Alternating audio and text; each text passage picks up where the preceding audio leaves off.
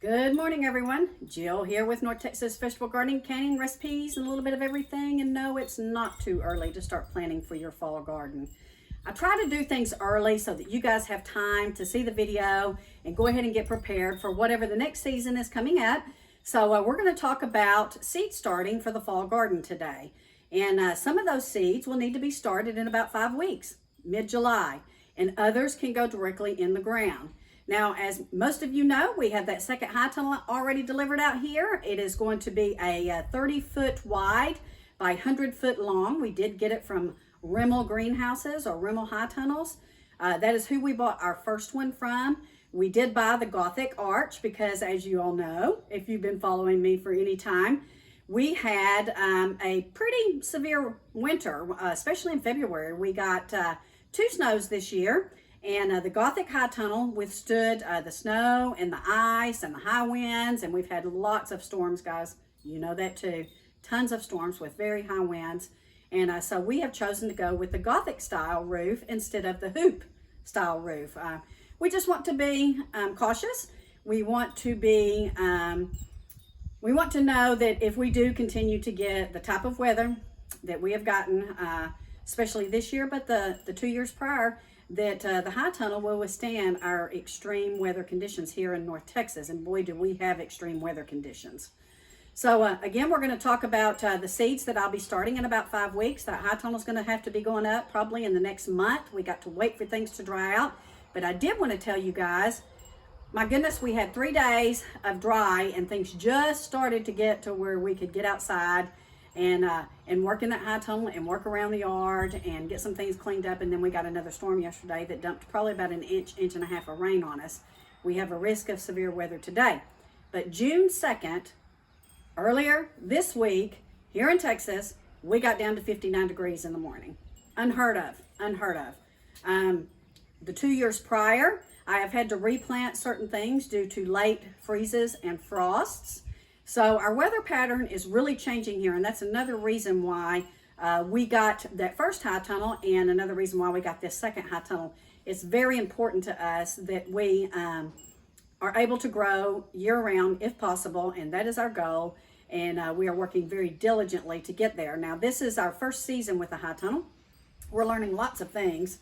So anyway, let's talk more about the seeds that I'm going to be planting in about 6 weeks, and then the ones I'm going to wait to plant until around the end of August, 1st of September. Stay tuned.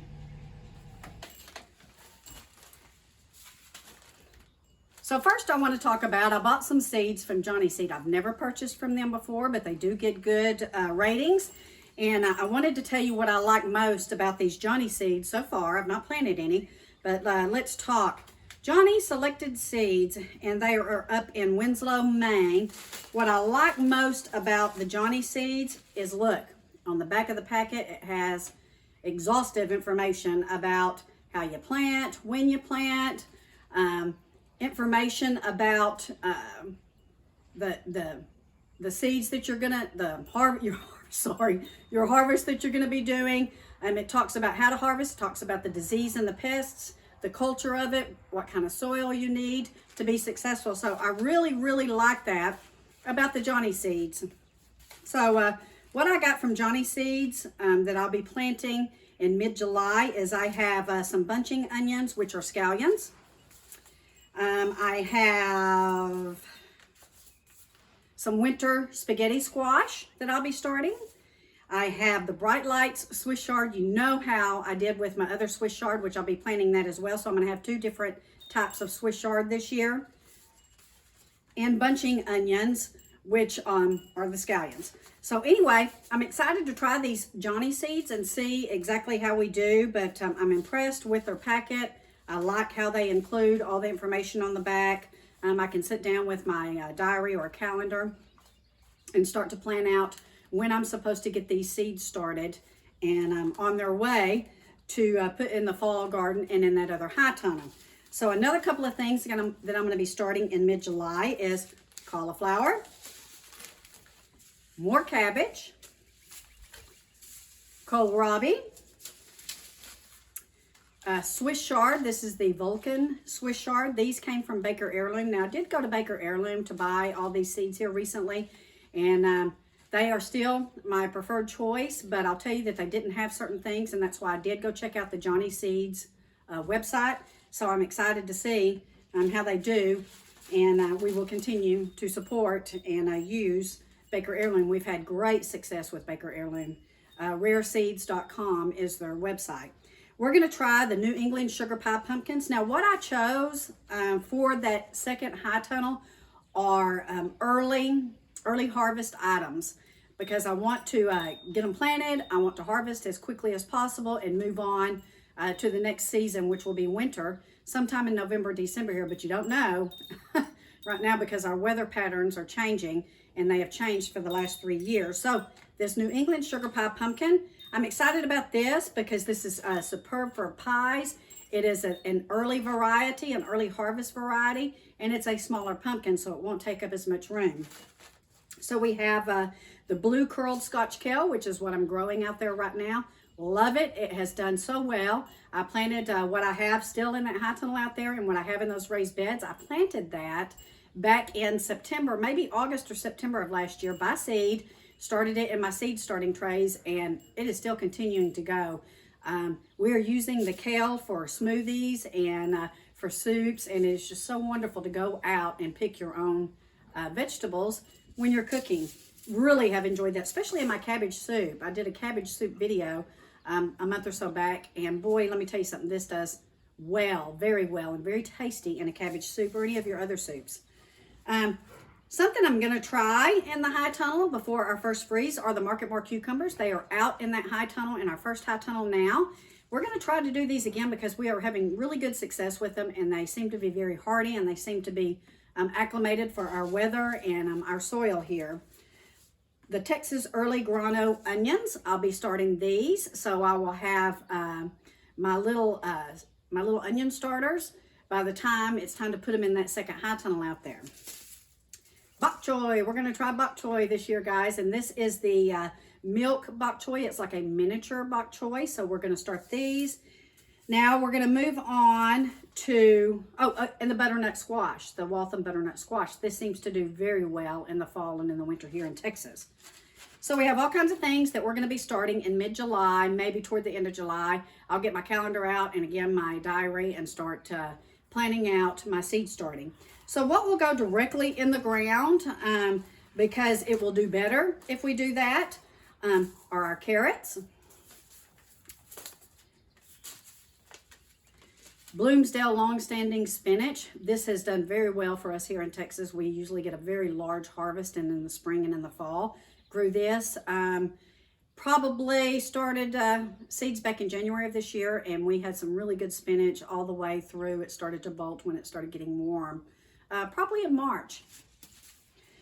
So what's fast growers that we can put directly in the ground, or we can seed start probably sometime in October to put directly in the ground.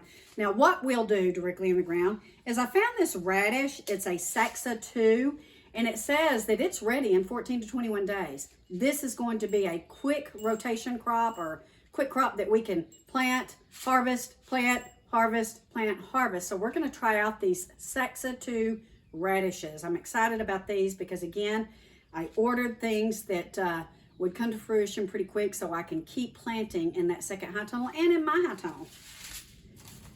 So what we will go directly in the ground again are our lettuces.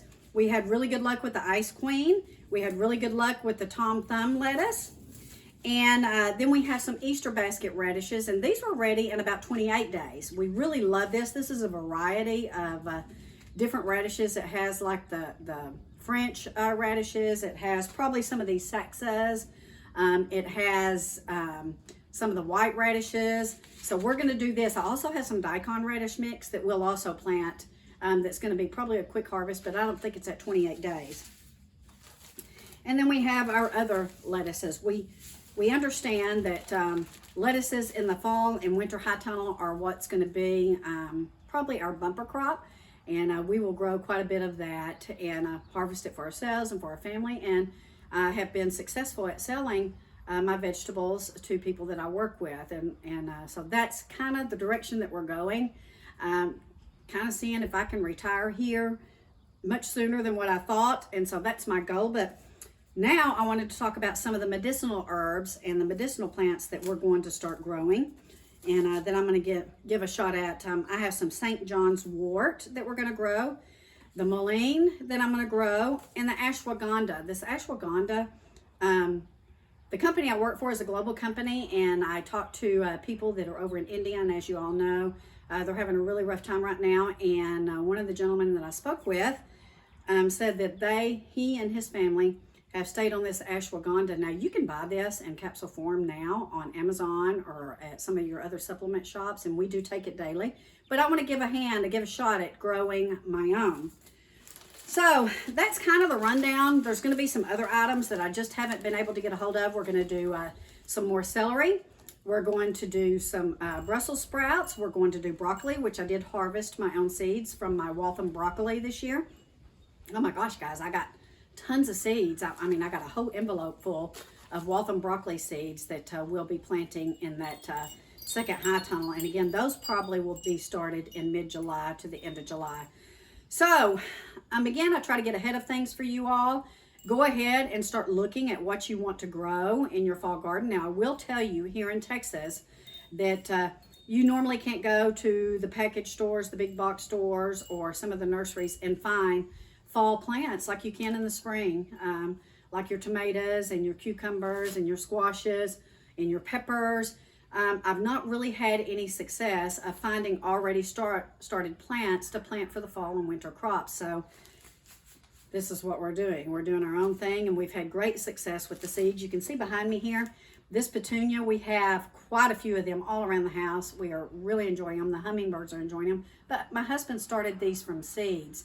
And if you want to have a discounted rate on your hanging plants, start from seeds and start growing your own. And I'll tell you that in each of these plants, and I can count 1, 2, 3, 4, 5, 6, 7, 8, 9, 10. We probably only have about $5 invested in each of these hanging plants, where if you went to a nursery or a big box store, you're going to pay $35 or $40 for these. But we are doing them from seed, and we have really enjoyed it, and my husband has done a fantastic job at growing them.